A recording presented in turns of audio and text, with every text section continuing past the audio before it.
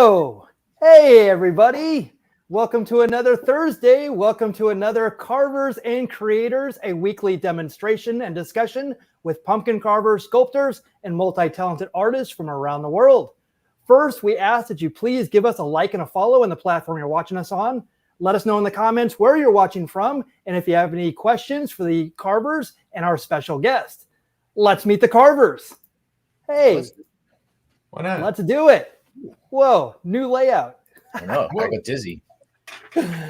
First, he is an artist and sculptor from Boston, Massachusetts. He was a judge on season 3 of Outrageous Pumpkins on the Food Network. It's Paul Dever. Welcome. Happy Thursday, everybody. Hey, Paul. Good to see you. Happy to be seen you. Thursday to you. Well, glad you're here. Next, he's a multimedia sculpture artist from Tucson, Arizona, and a finalist on Halloween Wars 2019 on the Food Network, Matt Harper. Seems so long ago. My gosh, I was just a kid back then. Full head of hair. You're like 12 or 13, as I remember. He's tall. he was still 6'6", but he was 13. Our guest tonight is a master sculptor, creature concept designer, and founder of AP Sculpture Studio and Store. Please welcome Alfred Paredes. Yes, thank you so much for being here tonight. Hi, everybody. What's up, Alfred? How are you? Joining us. I'm excited to be Thank here. you so much. We are stoked. Awesome. Stoked is Yes. a good word for We it. have so much to talk excited. about. So much, All right. so much. My name is Michael Mondragon. I'll be running the show, moderating comments, and chiming in from time to time. It Paul? never gets old. Never gets old. This I like is- that I'm on the bottom too. I'm like right at your armpit. The way you look at it is so fun. You're so pretty. You're just you're magical. Let's check out our scopes from last week. The subject was dismal aquatic character. Nice. Paul, awesome. Awesome. So good. Thank I you. love it. I got stuck with this one. It came out okay, I guess. It was going to be a squid. Then it kind of turned into an octopus. Then it's almost like Cthulhu. And then I don't know what the hell it was. It's and dismal. I didn't realize how tough dismal would be. Like he's pissed off about something, and I assume that's what dismal means, right? Yeah. I hope, or I really blew it. When I saw your Johnny's clapping away. When I saw your the tentacles, it like pulled the whole thing together, dude. This is killer. This is so cool. It's like you're using the form of the butternut, but just like it makes it look so cool. Anyway, I'm a huge fan of this one. Well, thank you very much. I appreciate it because I was certainly on the fence, a chain link fence with the open top, and I was sitting With that. straddling it. And I was kind of gave me fits. Yeah, I just love the way that it hugs the table as well. It's like, it's super cool, super dynamic. Yeah, absolutely. It has the tentacles, like the bunch where they're bunched up. Yeah, same with Joey and I agree. This is I love the tentacles. Is like it just kind of pulls the whole thing together. If it was just static, just with the head, it would be like, yeah, that's cool. But this it makes it awesome. Yeah. I had to keep chopping it down because initially I was going to make it like when they're swimming and the tentacles are all extended, and I'm like, I need another butternut and a half to sell this. Like I gotta keep stacking it. So I'm gonna go the other way and have them squished down on the table. So That's awesome. Yeah. Thanks. Great minds think alike. Oh. Great minds. Yeah. Looks awesome. As a fan of cephalopods, that's a fantastic one. So I love it. I thought you were gonna call me on the other 4 arms, or the No. 3 arms, or whatever the hell it is. I don't know. You can't see them all. No, I have friends that like design octopus tattoos, and they're like, it only has 6 arms, and I'm like, yeah, because the other ones are facing that. Like, Right. you can't always see all 8. Like, Yeah. relax, man. Like, look, if I turn my hand this way, I've only got 3 fingers. Like, Oh my God. Where did your thumb go?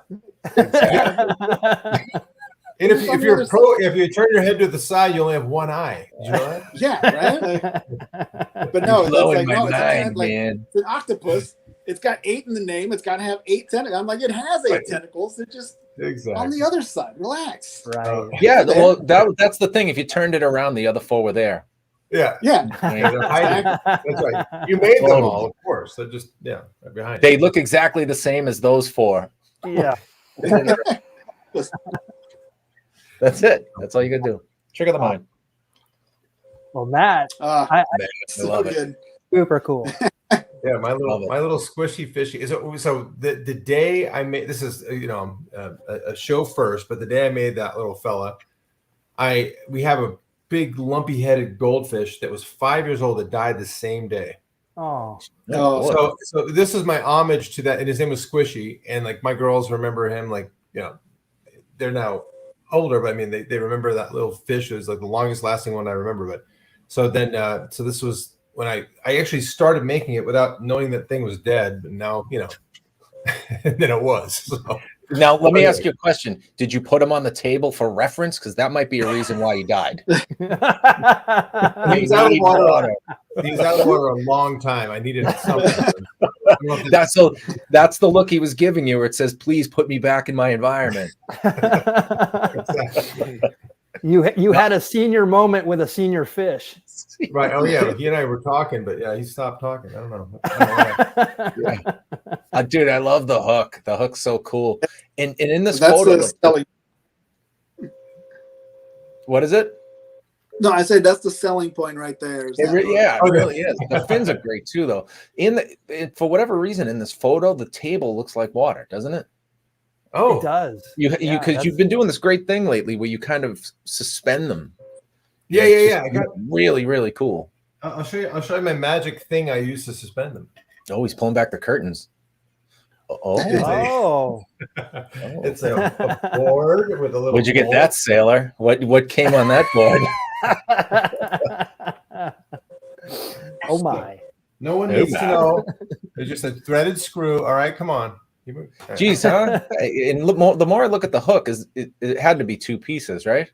Okay, it started as one. I literally cut the chunk out of the side and carved a butternut hook, and my hope was to keep it as one. And I was going to have originally it was going to be hanging in front of him with the worm on it, like he's like can't get it, And then I put it in the sink. Kids in my house threw the dishes on the thing because they didn't know, and it was broken. So I'm like, ah, shit. So I was going to put it through his lip, and then I dug it through the little knotty thing on his head, and it was fine. But I didn't want to. Anyway, it all worked out. It's all these happy accidents, Yep, I'd be dismal if I had a hook sticking out of my forehead. And really didn't know it. That's awesome. Yeah, awesome, man. Thank you, guys. Well, I work in pixels and vectors, and here is my album selection tonight. It is the Dismal Aquatic character. Looks like a bit blacklightish. I actually, so definitely. It's something you get at the state fair, like in the background. It comes on a mirror, right? Yeah, it comes on a mirror. When you throw the dime on the plate, and then you get that. Yes, right, exactly. Or the velvet poster, rolled up poster thing in you. Yeah, awesome. Definitely. So I mean, like I'm again, we were talking pre-show about this, that doing these every week is flexing that creativity muscle, and for me it's been great, and I've been really thankful for it. It's hurt. It's just like working out. You have to go to the gym all the time, and you be consistent with it. We've done 125 shows now. It's the same muscle that we flex every week, and thank you for allowing me to be creative every week. I feel like these things are getting better and better every week. So I appreciate the Carvers and Creators. Hey, yay. If I had it on my soundboard, I'd be applauding right now. Well, Alfred, I'd like to introduce you to the fourth member of Carvers and Creators responsible for our carving subject tonight. It is the hollow wheel, the center spinner. And as always, I'll tell you more about it right now. I'm scared. Hello, kids. Happy Thursday. Alfred, thank you for joining us. Welcome to the wheel. It's our favorite and hated part of the show, I guess, in a way. It is. So we're going to spin it twice. The first spin will be the character. Second spin will be the attribute or emotion we're going to try to apply to the character. First spin, we have demon, goblin, senior citizen, guest choice, so have one ready. Not of this world, skeletal, punk rock, fantasy animal, classic monster, and undead. Second spin will be dismal, tortured, exhausted, guest choice again, euphoric, robust, painfully happy, furious, jovial, or infected. Ooh. There are some combinations. And all right, so you'd think I would learn the pattern of this wheel, but I have no idea. Maybe go sideways. Go sideways this time. Like, does anybody have any, like, now that sports gambling is legal in Mass, I feel like I want to bet on this. Like, I want to get it on one of the sites because I'm going to say it's going to land on senior citizen. I just have a feeling. Go spin backwards. Spin backwards. I'm putting $2 on green. $2. Oh, $2. I like it. Now we're going outside the box. Okay. Anybody else? Okay. I'm gonna go blue. Go blue. I'll go goblin. I'll go purple. Okay, here we go. Backwards spin too, huh? Jesus, something like it spilled.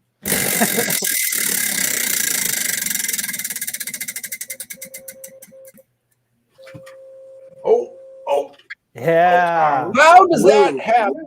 Bastard. I can't hit a scratch ticket for more than $10, but I can guess the wheel at a spin rate of like 22 miles an hour. Oh. Senior citizen. Okay, we've been waiting to do that one. This is so far so good. Let's see. Or this could be a huge mistake. Who knows? All right, I'm going forward. We'll find out. That was really. I'm becoming a senior citizen because I almost hurt myself spinning that backwards. It was outside of my comfort zone.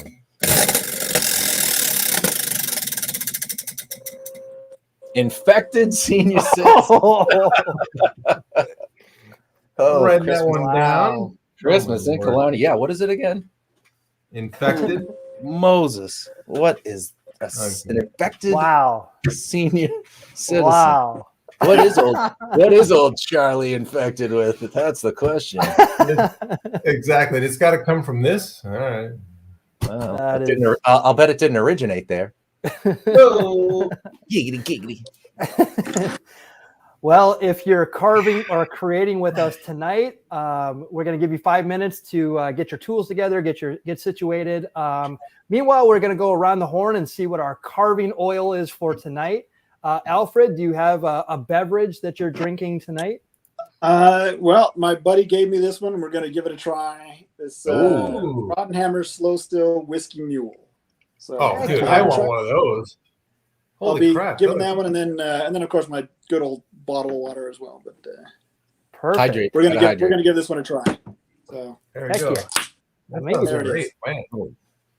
Matt, what do you got? I think I had one of these before, but this is Mind Haze double IPA, but it's hazy. I swear to God, I actually, I might be breaking protocol, but I like hazy IPAs now. Look at you. No, I'm growing. I'm learning. Now I know something's going on. I don't get it. I just dump it in the trash and drink a Coors. Don't worry. The banks are failing. Harper's drinking IPAs. The world, cats and dogs living together. What is going on? Exactly. Okay. What do you got, Paul? So I told you I had made a trip to Treehouse Brewery, which is like one of the best beers I've ever had. So when you go to Treehouse, you guys know this because I've sent you Julius. Yes. It's a delicious New England style IPA, 6.8 and 1 PINT. And it is delicious. So delicious that I try not to buy more than a 4-pack because I will consume it. And that's no good for anybody. It's like 300 calories a beer. It's like a loaf of bread every time I have one. Yeah. Mickey, what do you got? Well, since I'm in Houston, Texas, and I'm a huge baseball fan, I had to go to a baseball themed brewery. It's called Texas Leaguer Brewery. It's south of this is Robot Umpires, and if you know anything about baseball, there's a big push to go with robot umpires and get the humans out of there so they can get correct balls and strikes consistently. So this is an awesome brewery if you ever are near it. I'm actually going to go this weekend to a baseball themed brewery called Eighth Wonder, which is kind of the Houston Astrodome used to be known as the eighth wonder of the world. So I'm going to that this weekend. So cheers to all of our creations. Thank you for joining tonight. We have a great show, and I'm going to showcase some of Alfred's work. And you're going to be creating with us. Am I correct? You're going to be working on your own project. Yeah. I've got Alfred. He's gonna be slinging I've got some an play. old sculpt from a couple years ago that you guys have been kind enough to allow me to use this time to actually sculpt on something that I've backburnered for so long that I love it. made me mad. But I'll show it to you here. It's this cat. Oh my God! It's so great. And so I've been trying to finish this snow leopard portrait for a while. It's almost done. It's just like the textures in the back I need to refine. So good. But it's almost there. And so that's what I'm going to be trying to put the finishing touches on it. Wow. Probably won't actually get to the end, but we'll get as far as we can. Yeah, we'll put an extra hour into it. How's that? Yeah, exactly. An hour. I hope you don't have a live model for that one. No, it was all skulls and photos. Oh, cool. Yeah. Nice. Well, we'll be flipping through a lot of your work, and hey, you have a lot in common with the Carvers on Carvers and Creators here, because you're a pumpkin sculptor as well, working with our friend Ray Villafane, correct? Yep. Yeah. We used to work as part of his team many years ago now, and then before that, I was doing my own stuff, doing portrait pumpkins for the Ellen show. So every Halloween, I would do her pumpkins, like glow style, not the carved style this way, but the glow style pumpkins. Yeah. Which is its own like headache and stuff. But yeah, so I was doing it for a while. Wow. I find this much harder though.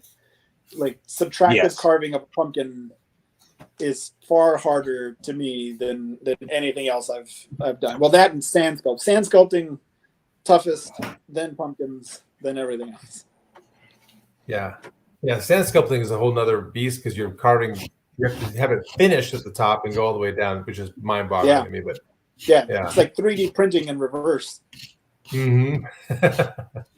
I find that the hardest part of sand sculpting would be the work that goes into packing all the sand. Yeah, luckily you don't have to, right? Somebody else goes in there and they spray it down and glue it and smack it down, so then you don't have to do it. You show up as the carver and go, "Here I am. Let me start carving." Oh, then that sounds fun. Yeah, I do that. It's all the work I don't want to do. It's much better that way. I prefer that way than I do all the work and then I have to sculpt it as well. Like, nah, I don't need that.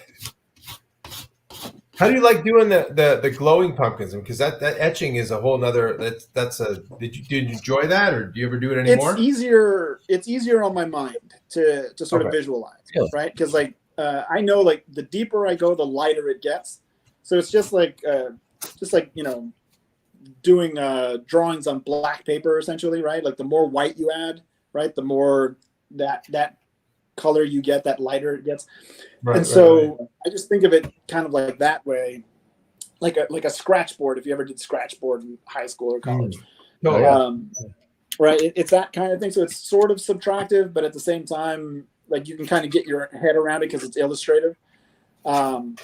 Whereas carving in, subtractive carving, that stuff, like you have to see inside, and you have to sort of block out without taking away unnecessary sections, and that for me is always hard. Anytime I do a pumpkin subtractively, I'm always like, I should have left that on there. Well, I guess I need to change it now.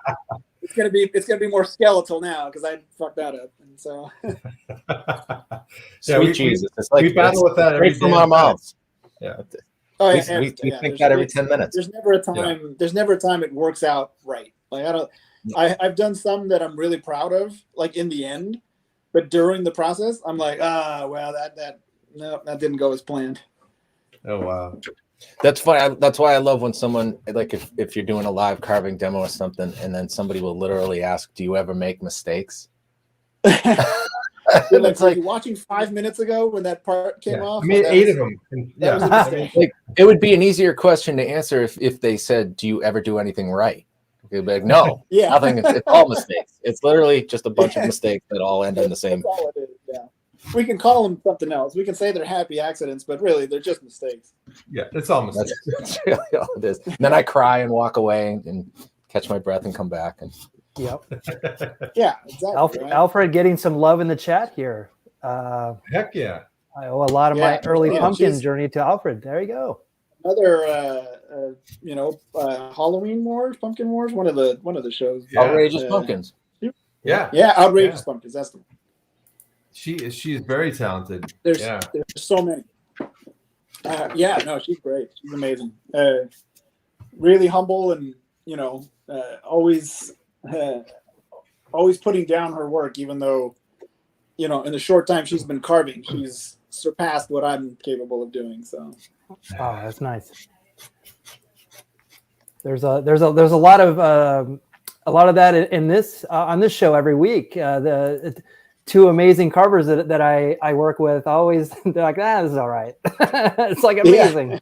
Yeah.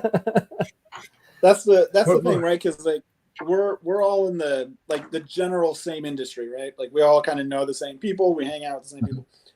For us, it's old hat, right? And we look at this stuff and we go, it's not the best one, or it wasn't really great. Anytime anybody's seen this stuff, like in the neighborhood or any place that I go, like the worst pumpkin I've sculpted, and people are like, what in the world are you doing? Like, that's amazing. How is that even possible? And you're just like, what? Really? It's just this is garbage. And they're blown away, because you realize outside of our little circle of sculptors, and especially when you're surrounded by, industry giants, everything looks like shit compared to their work. So I'm always like, no, this wasn't a good one. Like, don't judge me on this one. But everyone else who's never seen anything like a carved pumpkin, they're used to carving triangles and pumpkins and calling it a day. They look at this stuff and they don't even know how you even start doing a pumpkin. Right. Yeah.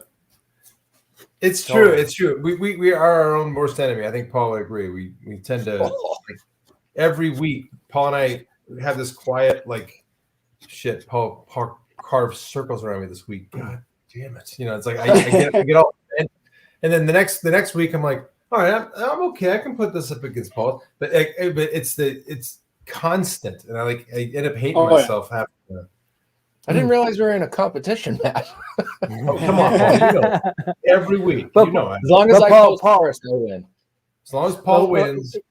Exactly. That's Paul's motto. He wins. That's it. Well, as long as I finish first, I win. It's not a competition, but exactly. Well, let's do some comparison to some amazing work here. So let's look at Alfred's work, and so he works on big scale. I have so many more examples of small scale, but let's talk about this one. And I just found out that he has some sculptures over by where I live in Pasadena. It's actually in Arcadia, you said. Yep, Arcadia. Yeah. Wow. Yeah. Yeah, this was my first first you made it out of butter and clay, which is pretty cool. I wanted to try both and see which one turned out better. The clay worked out better. Yeah, but the butter was delicious, you got to admit. Yeah. Oh yeah. No, I gained, like, you can see it from one picture to the other picture. The other picture, the shirt's a lot looser because I gained like 30 pounds. Easy. After every sculpting stroke. One for me, one for this guy. Yeah, exactly. Exactly. Now I understand this was one of your first monuments, right? The one. This one was my first one. Yeah. Your very first. Yeah, okay. This was the very first one, which is, it's funny because at the time I had walked away from all things like fine art. I started that way back in college, and that was kind of like what I wanted to be as a sculptor. I wanted to be a fine art sculptor. But the whole world of the fine art stuff, I just couldn't hang with it. It was galleries and people deciding what was good and what was bad, but not based on the work itself, just based on like who this person was and assigning some random value to their work when it was terrible stuff, And so I hated the gallery system. It was all really tough. I was part of the National Sculpture Society and even went to like the young sculpting competition and stuff. And it was all rigged and like people were winning that weren't supposed. And I was just like, all right, man, I've had enough of this world. And so I stepped away from it. And I decided to focus on commercial sculpting. I was like, I'm going to sculpt, monsters and fun stuff, the stuff I really like doing or the stuff I love seeing. And let me see if I can get into that world. And so I started doing that and walked away from the fine art world. And somehow, like, the universe brought it back to me, because before I was going out and looking for monuments, right? Like I would enter every call for artists. Some city puts out a call like, hey, we want a public art for this thing, and I'd fill out the paperwork, send in examples of my work, do all that stuff, get rejected every time, or I'd make it to the finals just to have some like really terrible work win, and I'm like, that thing won. Wow. And so I was done with it, and then this thing actually came to me. And I didn't have to compete for it. I didn't have to do anything. I didn't have to argue with the cities. It was literally like the client came to me and said, "I'd like you to do this monument. Are you available? Can you do that?" And I was like, "Yeah, let's do it." And so it was super simple to do. Not the sculpting, but like the getting the job was so easy. And it all happened after I was like, I'm done. I'm not doing this anymore. Like, I'm just sculpting monsters. And it came like within 6 months of that, which was crazy. Wow. So let that be a lesson, kids. Just go ahead and quit everything you're going to do. Everything will come to you. It's the truth. It's the truth. Yeah. It'll come back into your life. That's for sure. So what year was that, by the way? That was, let's see, 2013. Yeah, I think 2013. Okay. 10 years. Wow. Amazing. Well, I think I saw these guys at Monsterpalooza. Yeah. The donuts made their debut at Monsterpalooza last year. The pears are a little older. So cool. They were. It's all part of like this rotten food series that I've had for a while. It started with apples a bunch of years ago that kind of became super famous. Those are the guys. I sold more than 400 of those, like in 22 different countries. Like, it was crazy. And so, they ended up on like television shows. People were without my permission. Like, people were just using them all over the place. And so they became really huge. And I was like, oh, all right, cool. And so then I continued that line. I did the pears next, and then I did some muffins and cupcakes, and then last year I did the donuts, and then that's it. Like I said, the donuts are the end. I'm walking away from the rotten food stuff, because every time I put out something new, I get about 50 emails of people telling me which fruit or which pastry or whatever they want me to do next in their version, and I'm just like, nah, I'm not. Just like with the pumpkin stuff, I was becoming like a pumpkin guy, like like, even though like I was working in the commercial industry, I was working as a fine art sculptor, but the pumpkin stuff was becoming so popular, and I was traveling around with Ray and his team. I was becoming the pumpkin. I was becoming one of the pumpkin guys, and I was just like, oh no, I can't be that, because then I'll never be able to walk away from that or get away from that. You get pigeonholed. And so I was like, I don't want to do that. And then the same thing with this stuff. Like every now and again, like I'll make something for myself that I think is really fun, and it hits the right note with people, and people get excited and they buy it and they ask for more and more and more. And I try to give it to them. If it makes sense to me, like I don't want to just make stuff to make stuff or to sell, like my day job pays me enough that all this stuff I don't need to do for money. I do it because it's fun for me. If it's not fun for me, then I don't want to do it. And Amen. so, And so I did it, apples, the pears, the muffins, the cupcakes, and then the donuts. I was like, all right, that's enough. I was like, if you haven't bought one yet, you missed out. Like it's over. This is it. Like the donuts will still be around. The cupcakes, they'll still be around for probably a couple of years as I kind of phase things out and create new work. But I'm not making any new rotten food things. So yeah, but they were. Is this one different than the other one? So I work at a place called Sideshow Collectibles. And so Sideshow actually came to me at one point and said, hey, we have our apple for scale that we do in all the photos, this little fake red apple that we do for scale. And so they wanted to do something, for the Court of the Dead. And so they're like, you've done your apples. We don't want to step on your toes with the apple stuff. They're like, would you be interested in sculpting an apple for the Court of the Dead? And I was like, oh, that's a cool idea. I like it, and I like the concept. And so I sketched out a bunch of little, like little apples like in wax and just did a bunch of different ideas. Showed it to the team. They picked out one that they liked, and then I sculpted that. And these were all sculpted by hand, so none of this was digital. This was still when I was doing wax and clay. And so I sculpted those, and then they started using them as their photo reference. You know, like in the Court of the Dead figures, they put the apple there for scale, and then immediately, like, the internet went insane for the apples. They were just like, "Are these going up for sale? Like, when do we get these? Like, when?" Like, and it was never the plan. You know, it was just like, "Oh, no, this is just like a fun thing that we're doing." And it blew up so big that we were just like, all right, well, I mean, let's give them what they want. And so we started making more. You can see there's 2 sculpts there, but like different paint jobs. Like on the bookends.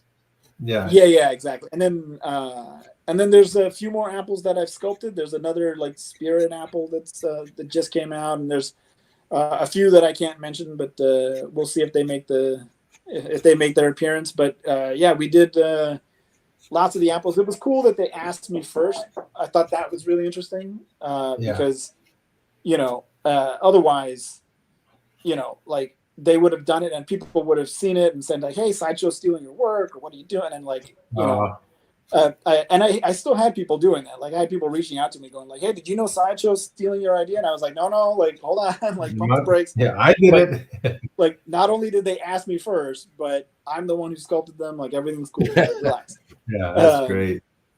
Yeah, and so yeah, I did these, and they've been a big hit at Sideshow. It was really cool. I'm really happy and proud to have done the work and continue to do the work. Yeah.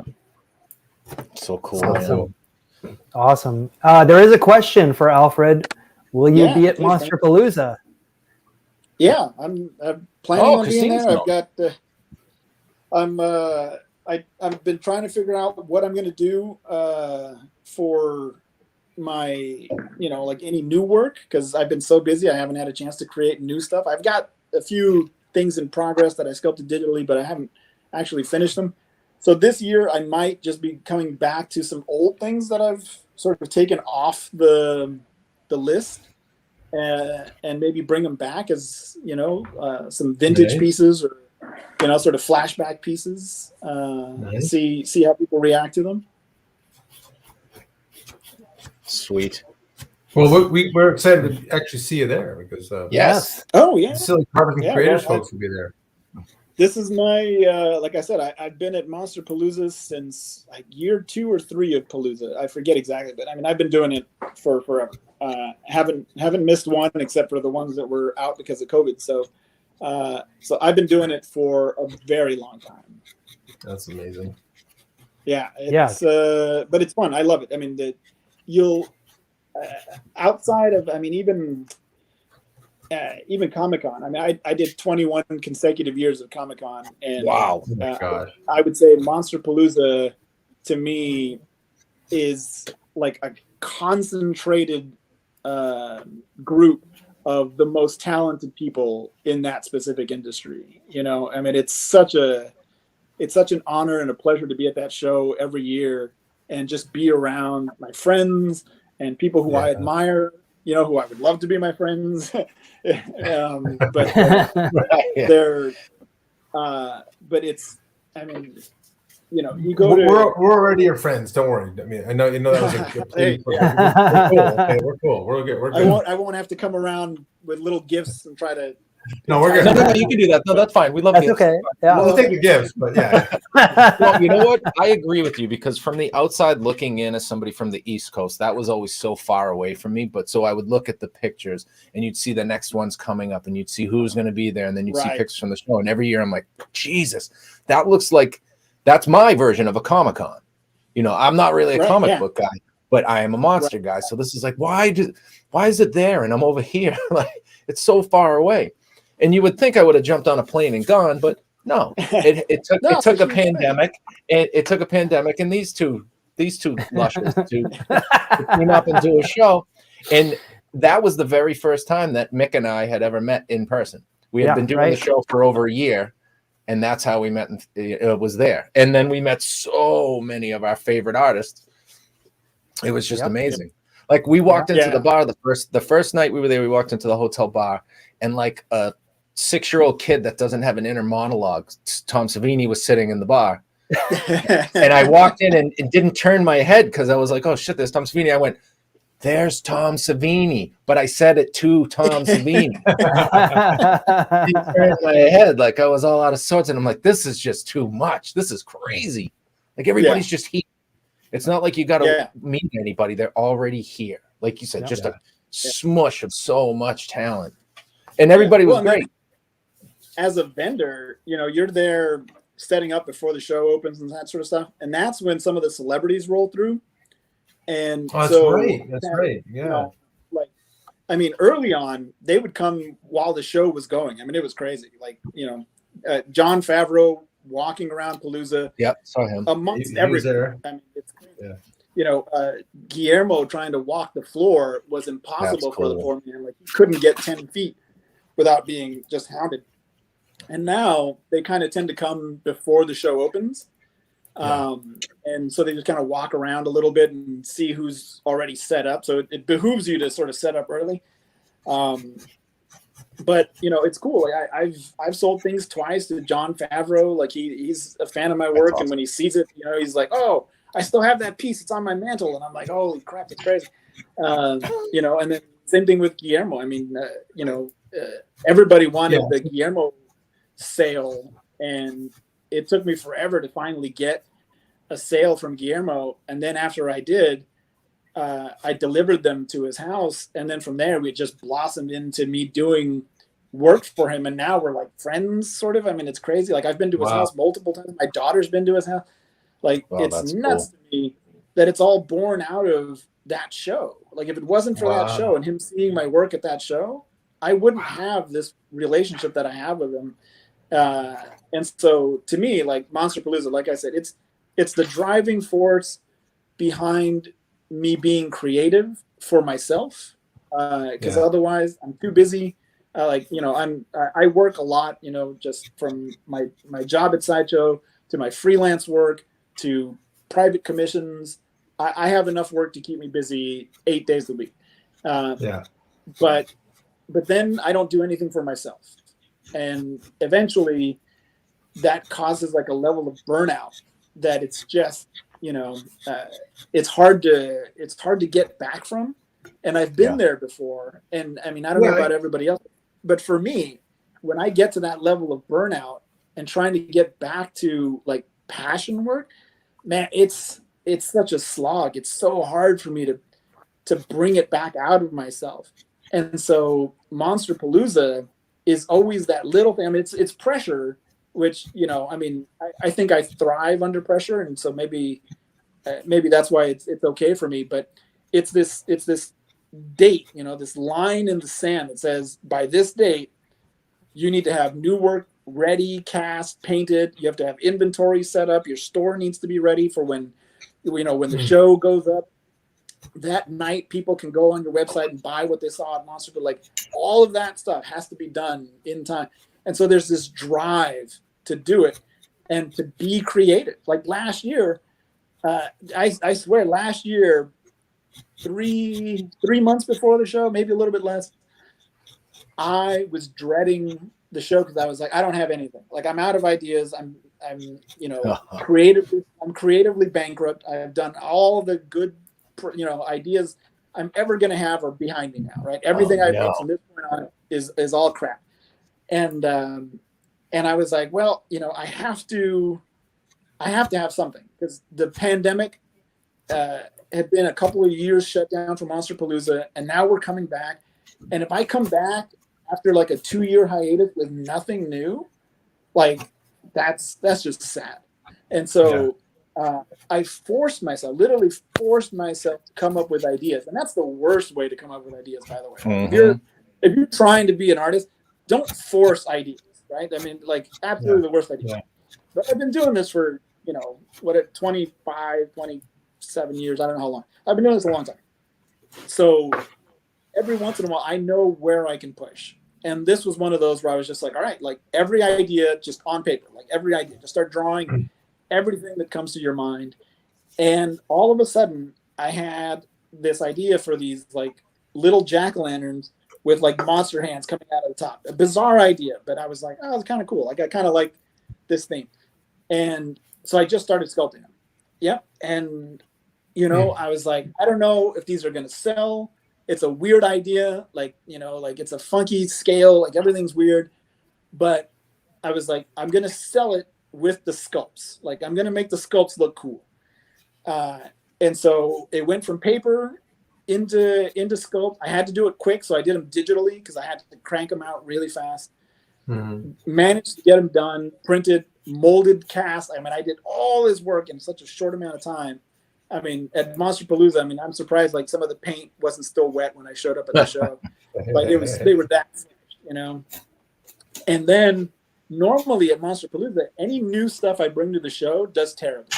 Like the first year. The second year it does really well, but there's like a first year curse to new product at Monsterpalooza. I don't know what it is. I've talked to other artists; they have the same thing. New art at Monsterpalooza takes like a year for people to kind of look at it and go, I don't know, maybe. And then next year they come back and they're like, "Do you still have that thing?" Like, and then they buy 3 of them, and you're like, "Well, okay, cool."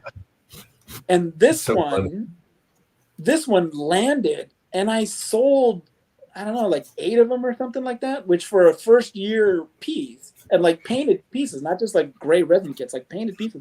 Yeah. And it was crazy. I was like, wow, like, all right, people dug it. And it came from just sheer terror and panic. Like that's where this idea came from. And somehow I managed to get it. But that's the power of Palooza, right? Like if it wasn't for that deadline, I would never have done this. I would have just been like, like I'll get to whatever later. Like I don't have time to do my personal work right now, so put it on the back burner. But because there was a deadline, I forced myself to be creative, and this came out of it. And they were a hit last year. I'm hoping that they're a hit again this year. You know, and it's just one of those things that it's Alfred, really cool. I'm so inspired. Okay, I was like hitting on like 11 things you said were just kind of, so right around the time you finished Anita Baldwin, I think is when you had that moment. And I mentioned that because I recall, I'm such a big fan. I recall like on Instagram, you talking about you're hitting a brick wall. I think you were very honest with all your people and said, "Hey guys, I'm going to take a break." I think I remember that pretty fondly. And we've all been through it, but the fact that you were kind of vulnerable enough to share that was pretty cool. And then on top of that, the Guillermo stuff. I mean, I could go a million different directions, but I just want to mention that I mean, again, I know we'll talk about Anita Baldwin and what you did there, which was stunning. But as far as a big monument piece, but I just wanted to thank you for kind of being vulnerable about that, because it was so, for me. I mean, we all go through it as an artist. You end up hitting kind of a wall, or I mean, everybody does, and you hate what you do, and you're like, am I good enough? That kind of stuff. And then, so it was cool to see somebody with your talent and pedigree and everything sharing that. That was, anyway, I just wanted to throw that out there because it was really cool to see that. Well, thank you. I appreciate it. It's, I've done a lot of teaching. I taught back in college, and then I also taught at cinema makeup school, and I taught at Noman. And so I know from both sides of being the creative, being a student, being a teacher. I know from all those different sides how difficult it is to make art. Just a quick aside, like when I was going to art school and people would say like, "Oh, what are you doing?" I was like, "Oh, I go to art college, I'm trying to get my degree in art." They're like, "Oh, art school." Like, "Oh man, like must be super easy for you, right? Like that's super cake." Like, and I'm like, no, like it's really the opposite. No. Like you get to use a book and look for the answers in the book, right? Like I have to be original every time in a school of original people, and anything I don't do that's original gets called out as derivative or bullshit. At least it did back then. Wow. Like now it's like everyone, they pussyfoot around the students, and everybody gets a gold star for even trying. But like when I was there, the teachers would literally call your stuff bullshit. Like nah, like what are you doing? Yep. Get out of here. Yep. And so it wasn't easy at all to be in art school. Like creative, original, every day of your life like is an insane thing to ask of a person. And yet we put ourselves through that, us that went to art school. And so, from there, knowing that, right, brings me back now. I come back to this vulnerability when I see my students struggling with stuff, right? And they're just like, I don't know how to get through this stuff. The ideas just aren't coming or any of that stuff. I give them the honesty, right? And like you said, Matt, that stuff that, where I do try to be vulnerable with them in that sense. And because I don't like to pretend like I have all the answers or that it never happens to me, every time, and I literally mean every time I get hired to do a job, I go through about 3 or 4 days of imposter syndrome in a crippling, it's crippling. I look at what the assignment is and I go, all right, I don't know why they hired me. There's no way I can do this. It's gonna be bullshit. So I don't know how to do this. I look at what I'm supposed to be working on, and I'm just like, I don't even know where to start. Why do they think I could do this? This is the worst idea. I'm gonna get fired. Everyone's gonna know that I'm not a sculptor. I'm just a guy who pushes clay around or pixels around and pretends to be a sculptor. I go through that, and then I start to rely on what I've come to call my history of successes, right? Okay. And I kind of go, okay, you've done this before, maybe not that exact thing, right? Yep. But you've done all of this before, right? Even like the monument, that first monument, that Lucky Baldwin monument, I had never done a monument before. But in college, I sculpted life-size and over life-size figures. I've cast in bronze, right? I've done all the parts of the thing, right? I just hadn't done the thing all together. And it wasn't until I was like, okay, stop panicking, stop worrying about you're not good enough or why did they hire you to do this, and just start sculpting. Start doing the thing you know how to do. And then everything else will just sort of fall into place, right? Yep. And that's how it is. Now, my day job.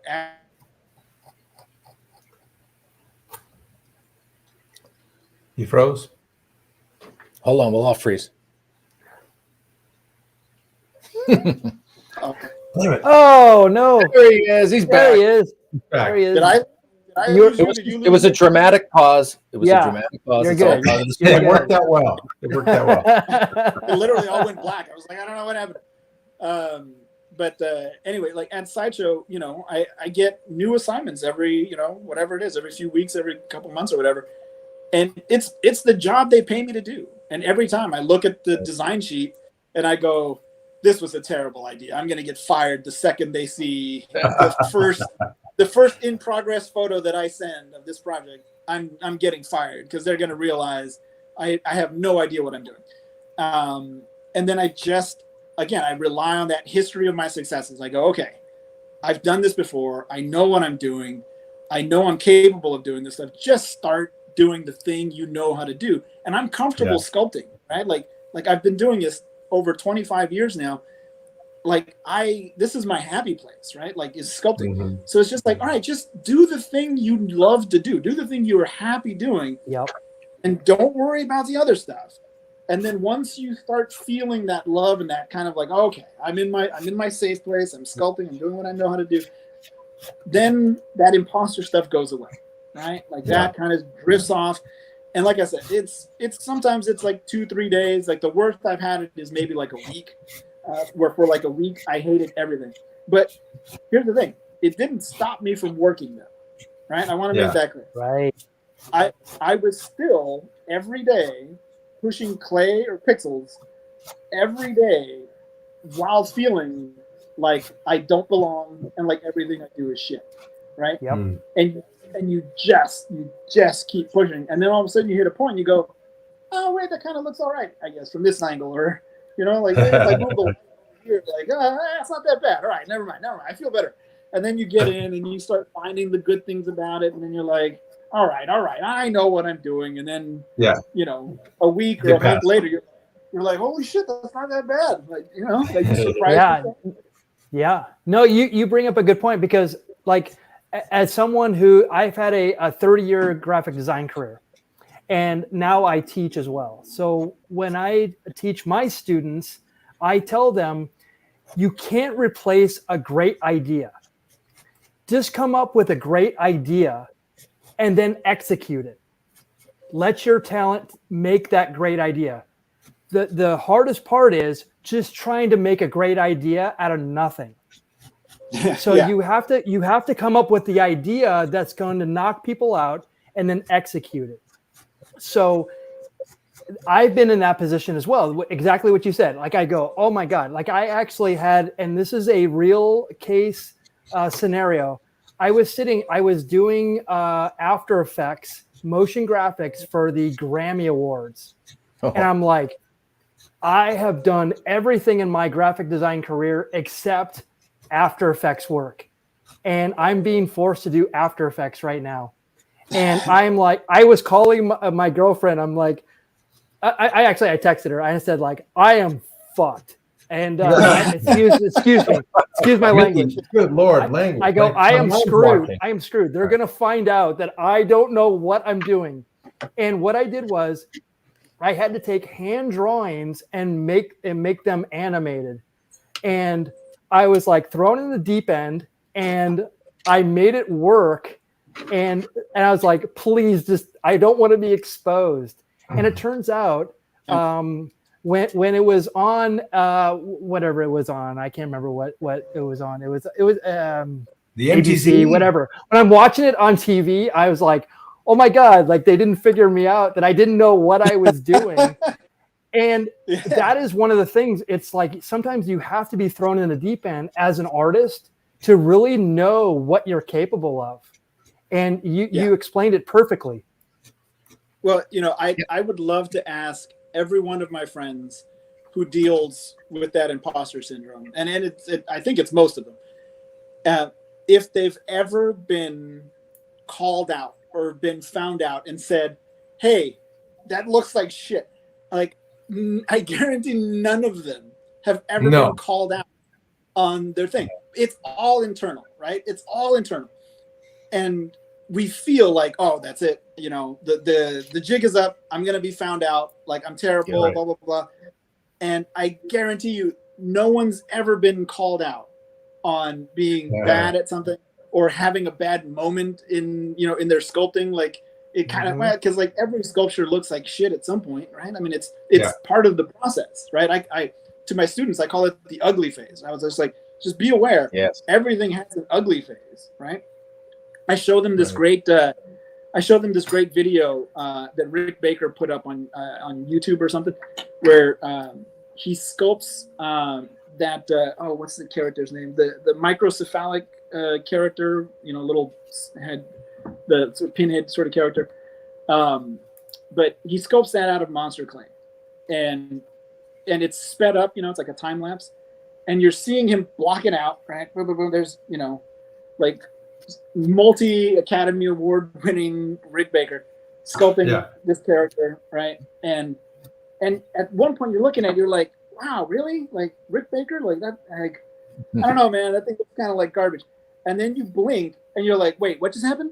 And you're like, it's amazing, right? And I try to tell my students, I was like, all right, like every sculpture has to go through that, because you're blocking it out of nothing. Like it's from nothing to amazing. Somewhere in the middle is garbage, and it doesn't just go from like 0 to instantly amazing and then stay at amazing the entire way, right? Like even a car has to speed up to get to 65, right? It doesn't just start at 65, right?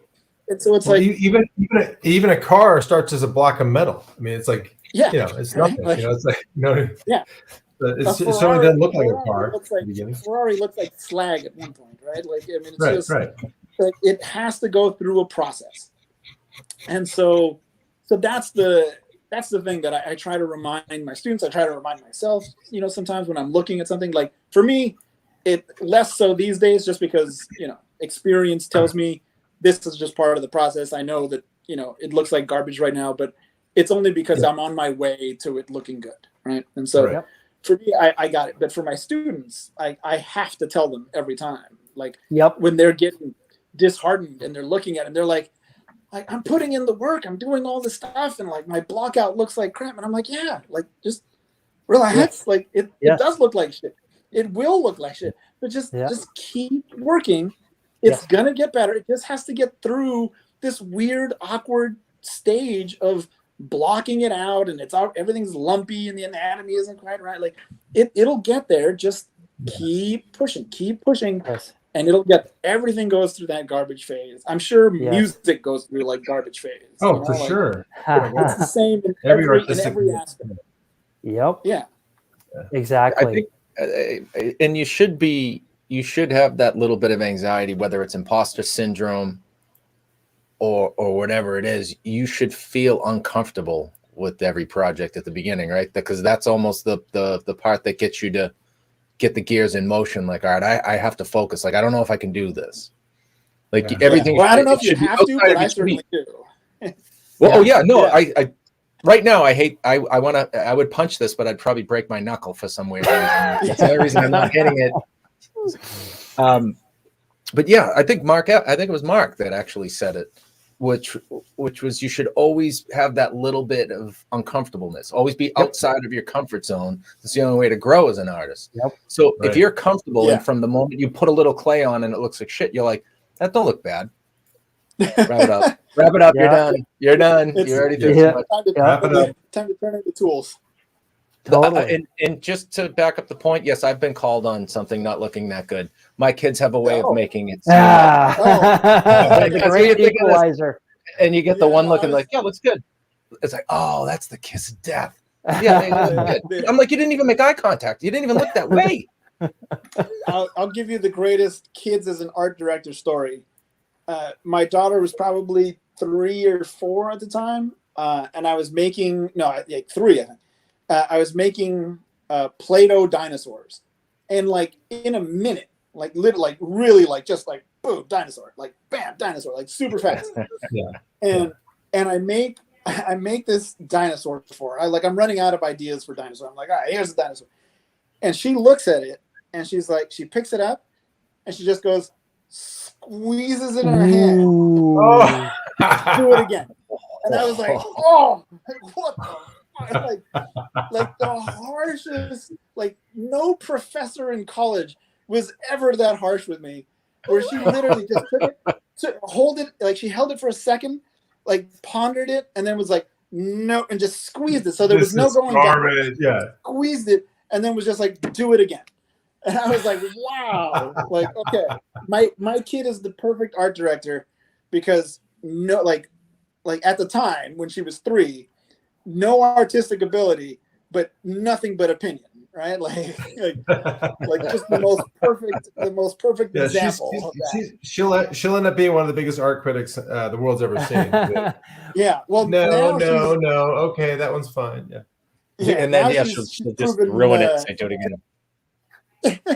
Now she's proven to be a good artist. I'm not saying she takes after me or anything, but she definitely has an artistic eye, and she's a fantastic model maker, which is really cool. Like, it's cool. That seems to be like her jam, is making models and like dioramas and stuff. So like, it wasn't my thing, but it seems to be her thing. So now she knows what she's doing. But at the time, at 3 years old, she had no idea. But boy, could she critique my work though.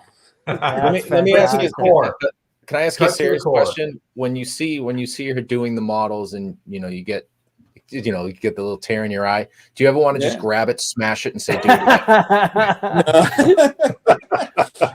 Just once, and just be like, "We're even. We're even." Hey, come on. We've all been there. We've had people crush our dreams that made us better. You can't say it didn't. We always had a chip on our shoulders. You're doing her a disservice if you didn't destroy her. 100%. Yeah, 100%. Well, you might not get Dad of the Year. You might not get Dad of the Year. I am honest with her, which I don't know if I'm like, well, I'm sure I'm giving her some sort of complex. As parents, it's our job to give kids complexes. We just need to limit how many we give them, I think, is our job. Yes. At a time. Yeah, exactly. And so I'm Bless you. definitely like, the one thing I've always told her, I was like, look, if you're going to do the stuff, if you want to grow, I'm going to be honest with you. If you want a pat in the back, just tell me like, hey, Dad, you know, I just need to know that this looks okay. And then I'll be like, yeah, it looks great. But like, if you want to be better at something and you want my honest opinion, I will give you my honest opinion about the work you're doing. And so just be aware of that going in, because she's kind of sensitive. And so I'm just like, just be aware of that. And just know it's coming from a place that I want you to grow. I'm not criticizing you. I'm not criticizing your abilities. I'm just saying, hey, these are the places where this isn't quite good enough. Yep. And so I put it in those terms, and then she does the work. And I mean, it's, you know, leaps and bounds, like what she's been doing. I mean, it's crazy. And so to some degree, I think it's working, but like I said, I might be secretly giving her some sort of complex. So no. As an artist, you need that. You need that. You need the art director that doesn't give you, like, you don't want to punch the art director. You need that. You need that. And I think that definitely students these days, they want that. They don't want the fluff. And it pains me when I hear that there's artists that are like, oh yeah, they brag about it. Oh, I can't draw. And I'm just like, how can you not draw as an artist? Like, it just, you have to have some like artistic ability. But now, like, you know, if you have a laptop, you're now a graphic designer. If you have other things, but like, you guys are making it by hand. And I think that that's also something that's kind of gone to the wayside as well, that doing stuff by hand is not seen as, you know, it's becoming a lost art. I mean, in some degrees, yeah, I mean, that's true. But I think there's enough people out there who have an appreciation for it, who bring it back. So, you know, like mentioned earlier, people like Jon Favreau, Guillermo del Toro, these directors who want the physical in their work and they appreciate that sort of stuff, they seek out those people. And there's fewer studios now that you can go to for this kind of work, right? But there's still people that are doing it because it's appreciated. You know, they're still at Monsterpalooza. I mean, how many of those people are there showing off what they've created with their hands? I mean, it's like, it's amazing. And, you know, I think there's a balance, because like, we are in a digital age, and we are definitely in like a short-term memory kind of age. And so there's a lot of people who are like, oh, I'll just click a few buttons and there it is. And, you know, and AI generated stuff. I mean, everything's, you know, some sort of avatar or whatever, you know, they are now, or you can just scan things with your phone and print them at home. Like, there's like the need for doing things by hand certainly is less, but I think because it's less, the appreciation of it has grown, right? It's like a commodity, right? There's less gold in the world now, so the gold is worth more, right? Like, if that makes sense, if that analogy works. I think, you know, as more people tend to lean towards the heavy, not just computer, I don't want to say, because my day job is sculpting in computers, but you know, like algorithm based artwork or that kind of, you know, content stuff, as that people lean on that, I think you're going to see a pendulum swing in the opposite direction. We saw it in special effects. Sure. Jurassic Park in 1997, 8, whenever it was a great marriage of the traditional and the digital coming together. And then people saw that and they didn't say, wow, look what you can do with these two things brought together in a great, you know, marriage. They were like, look what you can do with digital, and like threw the traditional out the window. And the late 90s and early 2000s were just a series of garbage digital effects, you know? Then you started, and then you started seeing it come back. Like, okay, people were like, this really looks terrible. Like, even with the computers, we still can't make this. Like, we're going to make this practical, and then we'll enhance it with digital, and we'll start doing this stuff. And more people were like, okay, we're going to bring it, you know, back to this balance of stuff. and I think we're reaching that. And I think in the fine art world or the commercial art world and this stuff, I think we're reaching that sort of late 90s period in this industry now, right? Yep. The digital stuff is hitting it so hard that the traditional guys are like, I'm going to lose my job, right? I have friends that are like, AI is going to take my job. And I was like, name one person who's lost their job because some algorithm makes a background. I'm like, yep. Like if I was terrified of losing my job to anything or anyone, then I don't think I deserve to have the job in the first place. Yes. Right? Yeah. Like I've worked so hard to get to where I am, then that if anything outworks me or outperforms me at this point, then, you know, fair game, man. I lost apparently because I've done all this stuff. But I don't have any fear of losing my job to any of these things because I still have people coming to me all the time to the point where I turn work down because I'm just like, I'm sorry, man, I'm too busy. I can't do this because they want what I bring to the table, right? It's not a computer. It's not a whatever. It's 25 years of experience, you know?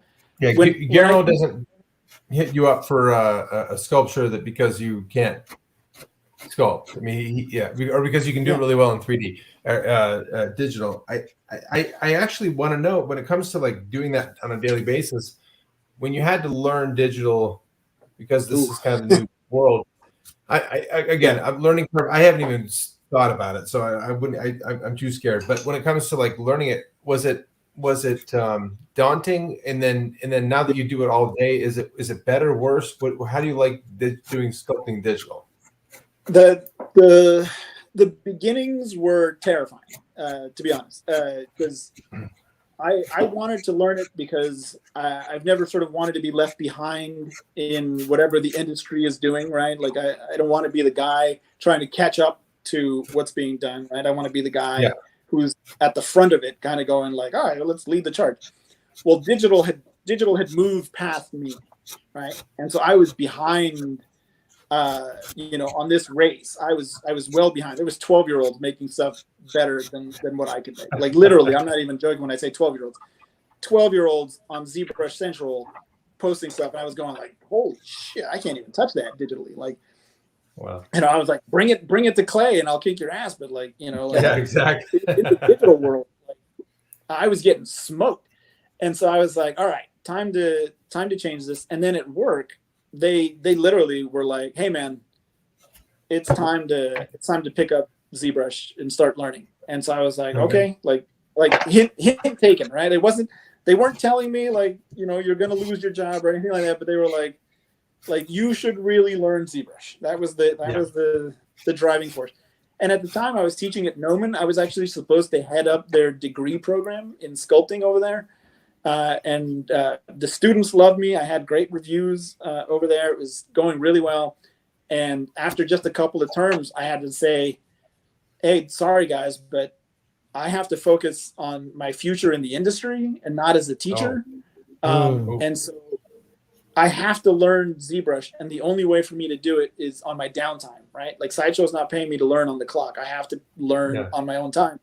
And all my teaching was after hours, right? I was working 9 to 5 and then driving into Hollywood to teach a class from 7 to 10, driving home and, doing that twice a week. And it's exhausting, that level of stuff. And I bring a lot of energy when I teach too. My students were like, they were half asleep and I'm there after a full day's work, an hour in Hollywood traffic. And I show up and I'm like, all right, who's excited? Let's do this thing, right? We're gonna and they're like, who's this guy? And like, why is he on cocaine right now? And I'm like, just excited about sculpting, man.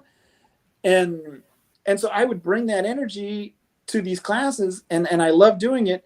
But I was like, I don't have extra energy beyond this to then learn digital sculpting, right? I need every spare minute I have. And so I had to tell Noman, like, hey man, I'm so sorry. I know I was supposed to head up the degree program. I'm really sorry.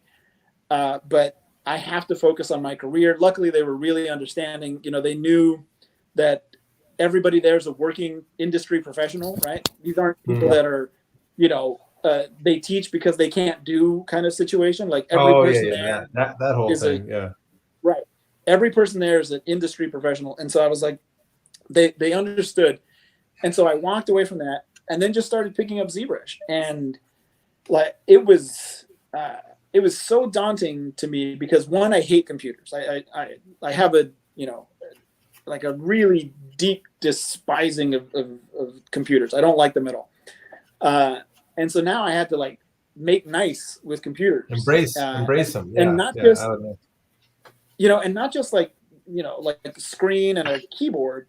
Now it was like you know, like a Cintiq down here, like I'm looking here, but I'm sculpting here kind of thing. And then eventually I got a Cintiq so I could sculpt on the screen itself. But like, it was all these sort of disassociations mentally from the tactile that I was so used to for so long. It took a rewiring of my brain a little bit. And then there's like interface stuff. I mean, like, you know, ZBrush, great program, interfaces, it's bananas. It's fucking bananas. And so I was like, I don't know what I'm looking at. I don't know how to do basic things on here. And luckily I was working in a building with some of the most, you know, like acclaimed digital sculptors in the industry. And so I could just walk down the hall and be like, hey man, how do I do this thing in ZBrush? And they would tell me, and I'd go back to my computer. I'm like, oh, okay, now I figured it out.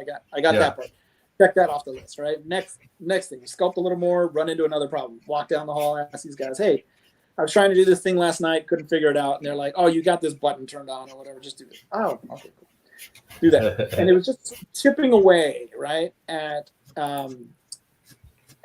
sort of demystifying the digital sculpting, right? And then every time along the way, reminding myself that the digital sculpting wasn't some new thing that I was learning.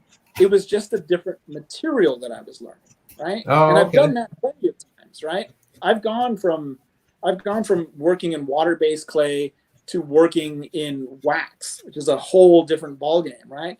To working in bronze and different. I've learned new materials at different stages, but sculpting was always sculpting, right? Form is always form, right? And so once I got my head around that and said, okay, this is just another material with some quirky interface things that I got to get used to. But really, I'm still relying on my eye and my experience to say, this is what an arm looks like, right? This is what a hand looks like. And then just sculpting that and going like, okay, now I got it. And once you get past that and you just treat ZBrush as just another material that you've learned, then, you know, it becomes a lot easier, at least mentally, you know? Does that make sense? 100%. Absolutely. Mick, I know you got a point. And so, so now. Yeah, go ahead. No, I was going to say just the second part of your question. Now, I still have this sort of hatred of computers. I'm not a big fan of computers still to this day, even though every day that's my job. But I've gotten to a point in ZBrush where I'm competent enough that I feel like I could show somebody else how to do it, right? And I think that's the point where if you can get to like, oh, okay, I can show somebody how to do this now. That means like you've reached a certain level of comfort in your new technique or whatever, or your new material. And so now that I've reached that, there's less fear going into it. And in some cases, like I've been doing a lot more hard surface modeling, which as a traditional sculptor, I did almost none. Like I really stayed away from hard surface as much as I could. Because it's hard to do traditionally, right? Getting like mirrored forms sculpted by hand, hard, crisp edges, like that's really hard to do in clay or wax or whatever. But digitally, that's what it's made for. Like it's super great. And so doing hard surface stuff has actually kind of become fun for me because I didn't do it professionally. I didn't do it personally, like for 25 years or whatever of my life. I didn't do any of that kind of work. And then Sideshow allowed me to do certain projects where it was all hard surface. It was like, Transformers and other weird characters and stuff that I got to do. And I was like, oh, this is cool. Like, I can do hard surface digitally and still have fun with it and stuff and learn how to do this. And so I've actually gotten to a point where there's times that I actually enjoy sculpting in ZBrush, and then for the most part these days, for my personal work, if I choose to do ZBrush, it's only out of necessity, for time, because like the Guillermo stuff, I've done that digitally because it was like, it's going to take me too long to do this traditionally, and some of these things are too complicated, and so doing them digitally is just a time saver for me. But some of the other stuff, like the thing I'm working on, this snow leopard, and some of my personal work, is still, I still try to do it traditionally if time's not an issue, because one, I don't want to lose that skill. Two, I think I'm having come from that world, like gone to school and learned traditional sculpting. I think there's just a part of me that has a hard time letting it go, right? Like, I don't want it to die, essentially. I was the last in-house sculptor at Sideshow. I used to have my own office, and people would come by, and I'd open my office door and it smelled like wax and clay in there, and like it was always a cool part of the tour because people were like, "Wow, this guy's making stuff with his hands," and so it was cool. And now that's not there anymore, right? There is no more of that, right? We're all in one room, all sculpting digital. And so when it comes to my own work, like, I don't want to get to that point as well, where like I lose that ability, or I lose that connection to my roots, right? And so I keep touching base, and I keep trying to force myself to do it traditionally when I can, when I have the time for it. When I don't, like last year, pumpkins for Monsterpalooza, 0 time, panic mode. Force yourself. You have to sculpt something, sculpt it digitally, right? But everywhere else, try to do it traditionally when I can, and so that's the balance I'm trying to reach. The monuments I still try to do traditionally.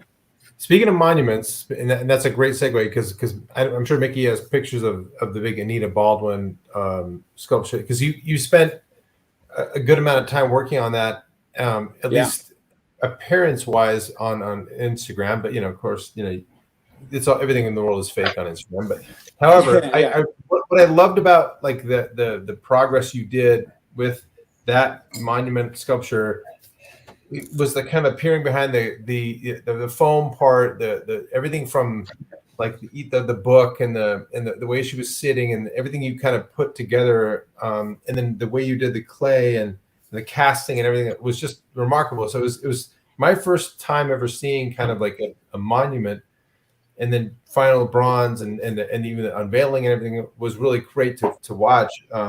So I'd love to know more about that job, because it looked to me from the outside like that was a huge passion project, but also like a massive undertaking, like emotionally and in every other way for you, because it looked like it was a whole lot of work. I mean, there's revisions and everything else you shared. It was great. So thanks. Yeah, the sharing of it on Instagram, it was it was my way of trying to bring in everybody, like you said, behind the curtain, right? Show people how this stuff is made. So many people tend to curate their stuff so much where you only see finished stuff. And I wanted to share, like, hey, here's this thing, and I'm making, I'm going to share every step along the way, including the parts where like I messed up. There's stuff on there. I mean, if you scroll back far enough on Instagram, where it's like, hey, this thing didn't look right. I had to cut this entire section off and redo it because, I sculpted it wrong. And I wanted all that stuff to be there so people could see it. So thank you for that. It was I'm glad that it came off the way it was intended. So the project was sort of a sister project to the Lucky Baldwin piece. That piece was 9 years earlier at the time, and that one came to me directly from his like great granddaughter. Right, she brought that project to me, and then this one, the city came to me and was like, hey, we want to do something for Anita Baldwin, and we'd like to use you because you did the other one and we love it. It's part of our city tour, like our history tour. It goes by that monument, and so we want to bring you in on this one too. And so I was like, great, fantastic, another job where I don't have to go searching for the work, or I don't have to fight for it. It just came to me. And so then it was like, all right, well, what do you want to see? And they were like, well, we want it to be a piece that incorporates her history, and as a traditional sculptor, and especially a guy who went to school and learned fine art sculpting, I have a long history of this fine art tradition. And so I was really relying a lot on that connection that I had to previous sculptors. My favorite, or one of my favorites, being Daniel Chester French. He's one of my favorite sculptors. Sculpted the Lincoln Memorial, along with many other fantastic works of art. And one of the things he was really great at was sculpting these allegorical figures, right? So he would sculpt, like Europe, let's say, right? And it was a female draped in whatever, and around the base were all these elements that represented Europe. And he did Africa, and he did like the Americas and stuff, right? And like these different continents as figurative work with representational things around the base, or allegorical things around the base. And I was fascinated by that, and I said, I haven't seen that kind of work, in modern or in contemporary sculpture. And I was like, what a great time and a great project to bring that back. Because one, there simply aren't enough like sculptures of women, and specifically like great women in our history that haven't been given their accolades and stuff. And Anita was one of those. I mean, the second I started researching, I was like, wow, man, like this, like how is she a forgotten figure in history? Like the amount of stuff she did was bananas. And so I was like, this is an absolute honor to get to do this, because as a father of a young girl, I want her to see that I'm part of this tradition that's, finding ways to show that all these historical women are just as important as the men who get monuments and stuff, and they're all deserving of the same sort of accolade. And so I really embraced it with that in mind. That was like the core of the thing, was like, and I actually wrote it down as like a mantra to remind myself every time I looked at it. Like the piece was about family, right? And it was like all encompassing my family, right? It was about my daughter, right? It was about my wife, and making sure that I honored that history of women and great women in my life. And then it was about the Baldwin family, right? Because I had done the Lucky Baldwin, and now I'm doing Anita Baldwin, his daughter, right? And so it was all these things, and all of it rooted in family. And so that was the driving force and the reason why I was really passionate about doing this work. And then it was just a matter of trying to put it down, in clay. I started trying to put it down on paper, realized very quickly that trying to get all those elements and drawing different angles is really difficult. And so I decided to just sketch it in clay. So I did a little sketch about 6 inches tall, where I could lay everything out really quickly and move it if I had to, and kind of, okay, it works better like this, or this should be like this. And then always sort of touching base with Daniel Chester French and his work, and always referencing that, not literally, right, but just conceptually, right? Always touching base and going, how did Daniel approach this work, right? And going like, oh, okay, I see what he did. Let me look at these elements. What can I do to sort of to try and mimic some of that kind of tradition? And so I kept doing it until we came up with the design that we liked. And I was like, okay, now it goes from that little sketch to the maquette. So now it's quarter scale, again, sculpted traditionally, right? I wanted that history to be in the piece, sculpted it traditionally, got that signed off, and then that gets scanned and then enlarged in foam, and then the clay goes on, and then you go through that process of seeing something that's this big is now suddenly 4 times its size, and everything changes, right? Everything changes. And then you have to also remind yourself of how it's going to be seen. Right? And I knew she was going to be 4 feet off the ground because I wanted her to be kind of up. I wanted you to look up at her a little bit. So I knew she was going to be 4 feet off the ground. I didn't have a 4-foot high sculpting stand. And so I had to regularly get down on the ground to about like her shin or so. That was about where my eye level would be if I was standing. And I would just lay on the ground and look up so that I could see from the perspective of what the finished work was going to be. Because I was sculpting it standing almost above her, right? Because like she was only like the platform and the wheels are, you know, maybe 8 inches off the ground. So I was almost standing over her, looking down on her. But no one was ever going to see her from that angle, right? Everyone's going to see her below looking up. So it was really important to constantly be putting myself in the position of the viewer, like ultimate viewer of the piece, which was going to be much lower than the sculpture, get down on the ground, look at her. I would roll her out of the warehouse into the sunlight, and I'd use my compass because I knew how she was going to be oriented on the corner where she is. And so I had a mark on the base that pointed, or was it east? There was the mark on the base that pointed east. And I would set my compass, and I would just sort of grab the compass, and I'd rotate the sculpture so that she was in line with how she was going to be at her location. So I could see how the sun moved throughout the day. I'd roll her out early in the morning, midday, I'd roll her out in the evening, and see how the light played throughout the day. And there was times I was like, oh, you know what? Like, she's great in the morning.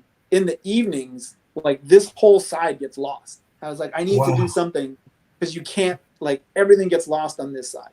And so it's like, all right, I've got to punch this up a little bit more. It can't be so flat. I really have to, like, move the curves of her dress and stuff, because everything was just looking like one big plane on the side of her dress. And so, but it was all because of that awareness. Like, you know, where is this going to be? How is it going to be seen?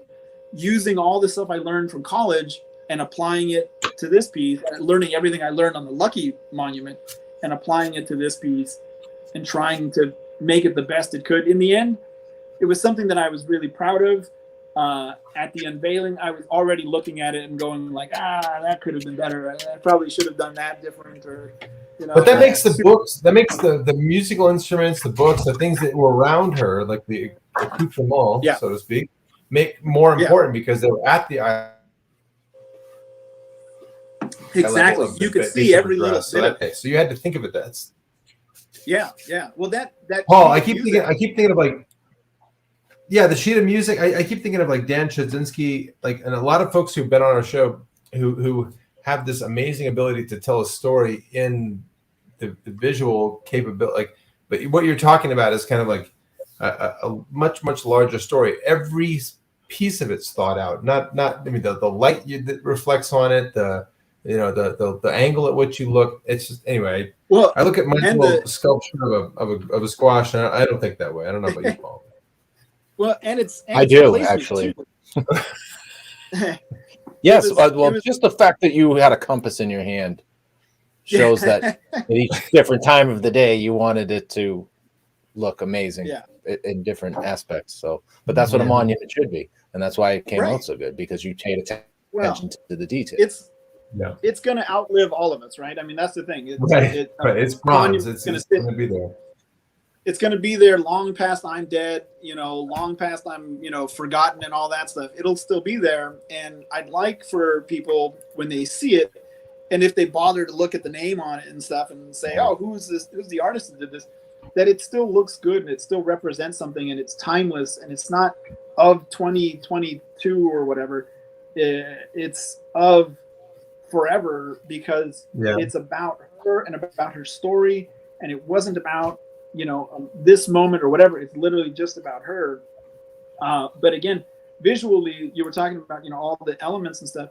I literally was moving things because as you move around, Michael, you'll know this, right? Like when you create designs, certain lines will draw your eye in that direction. Yes. Sometimes you don't want people moving in that direction, so you have to change angle of something because you're like, people are going the wrong way visually. And I was literally moving people with wrinkles in her dress, with the ribbon on the ground, with the ring, the wreath, the flower wreath was a place where I wanted you to sort of pause for a second and stay there for a minute. And everything was so thought out to the angles. And anytime someone came to look at the piece, it was always a pleasure watching them. I'd roll it out and they'd look at it while I was still sculpting on it. And they'd always move in the direction that I had wanted them to move. The way her feet were pointed, the way the scarf, and they'd walk around it and they'd sort of, look at it, and they'd all come back. And every time it was that way. Nobody just randomly was like, well, I'm going to walk this way. It was always like they'd look at it and then right away, subconsciously, they would move this way around her. And I was like, and in my head, I was always like, all right, good. Like you're moving the way I want you to, because I'm telling a story, right? Like the things that are on the face are organized. They're not just haphazard. They're organized in like, this is sort of like her equestrian history. This is her artistic history. This is her personal history. And so it's like, I don't want you moving in a weird haphazard way. I want you to move through this the way I want you to do it. Wow. And so the fact that it was successful, when people would look at it and I would see them moving that way, I knew that I had done my job. Nice. I actually, Johnny Pearson had a super chat. By the way, you can super chat us and get this in here. I definitely want to get to this. Johnny is our secret benefactor. He has been so generous to us. He has a question. Is it better to learn actual 3D reference for what we're sculpting? I use photos. I suspect I need more. Also, what are examples of fine art jobs? I work in retail, so I don't know. I mean, working from life is absolutely the best. I mean, you're not gonna get better than that. It's not always readily available. That's the part that sucks, right? I've worked with live models for 30 years, and I still do from time to time. I've not worked with a live model in a minute for other reasons, but I work with models whenever I can. I use actual reference of things when I can. So, the snow leopard you saw that I was working on, we had actual snow leopard skulls or like castings of them. So we could base our measurements. So we knew that we were accurate, not just to some book or to whatever, but actual things, because you can turn it in a way that you can't turn a photo. Right. And that's the difficult part. That being said, it's difficult to find reference for everything you're working on. And especially for me, like, let's say that the Anita monument, right? There were maybe 12 photos of Anita that were good enough quality to use as reference.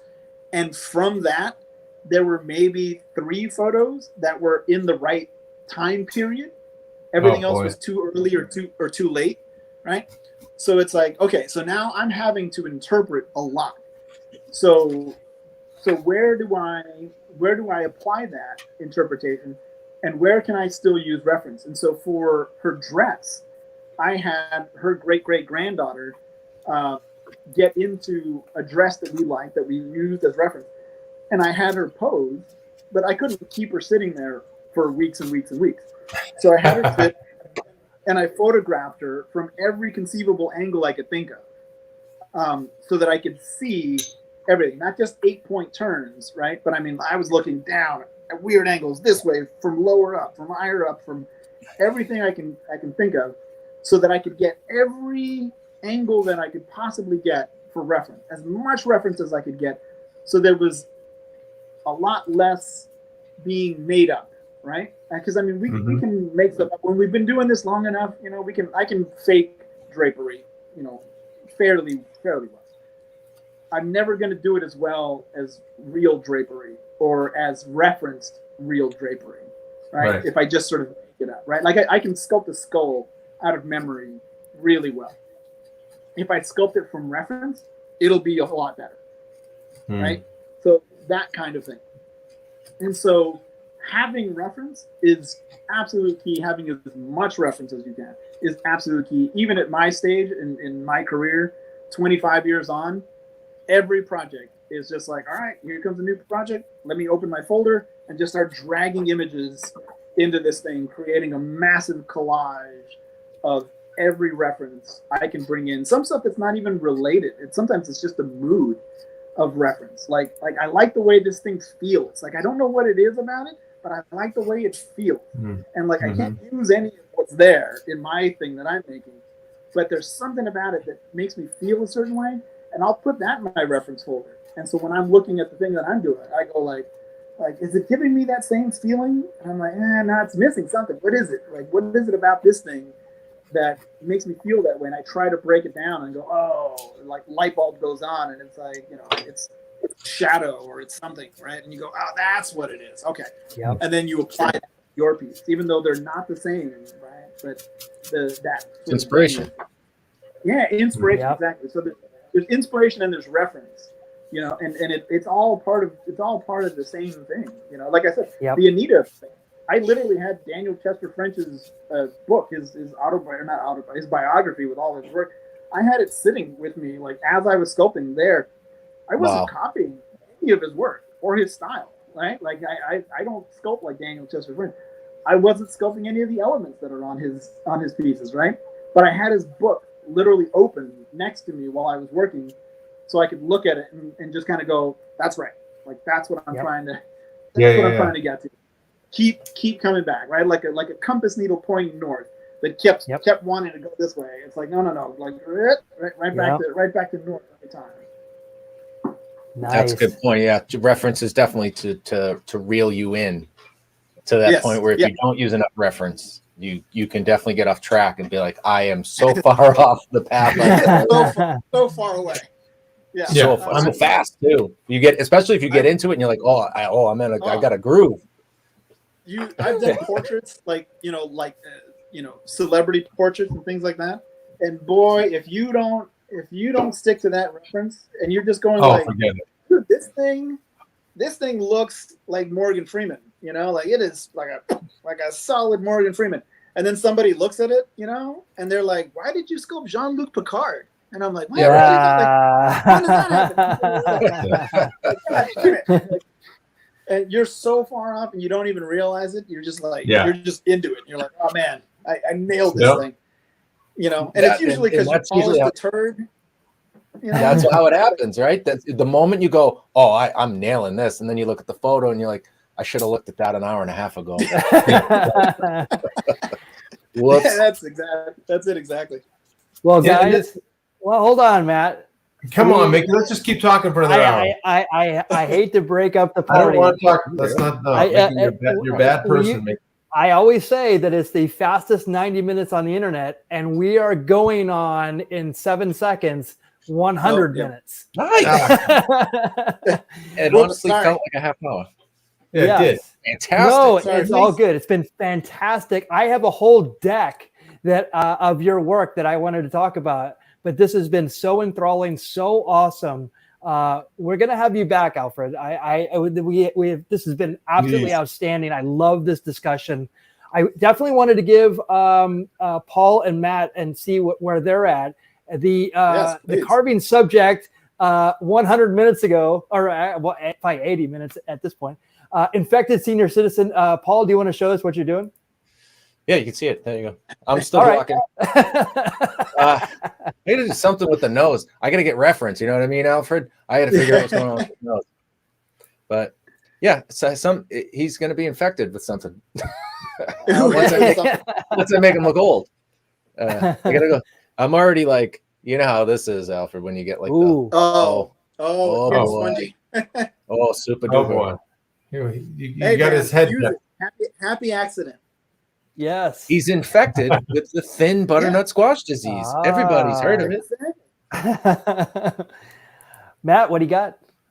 All right. So I got my guy. I decided I was going to have him kind of be, I don't know if you can really see it, but he's got some like bubbled up nonsense going on here. Like, and I figured old because he's kind of got this skullet ring of hair here.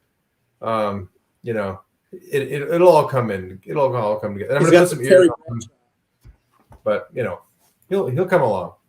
Love it. Can you please make it a skullet too? Can you give him long flowing hair in the Please. back? That would be amazing. I can make it drape down. Yeah, there's plenty of room there. Awesome. Awesome. Well, if you want to see more of Alfred's work, please check out his Instagram. Anywhere else we can see it? Well, you actually have your website as well, correct? Website and the Instagram are the same, AP Sculpture Studio. Awesome. Awesome. Again, we want to have you back because I want to see all the stuff that you've done. You have so many great sculptures that I didn't even get a chance to get to. Nikki, we didn't even show in his Anita stuff. No, I'm sorry. I'm gushing. I'm gushing because I don't want this to end. But your Anita stuff, I mean, to me, it was very inspiring. So I want to spend some time. We'll just have an Anita show. Anita Baldwin, perspective. And but yeah, I can't think enough. I mean, this has been a dream. You're a huge inspiration of mine, and just in every way, just so glad you're able to come and hang out with us tonight and have a drink. For God's sake. Yeah, it's been a pleasure. Thanks, you guys.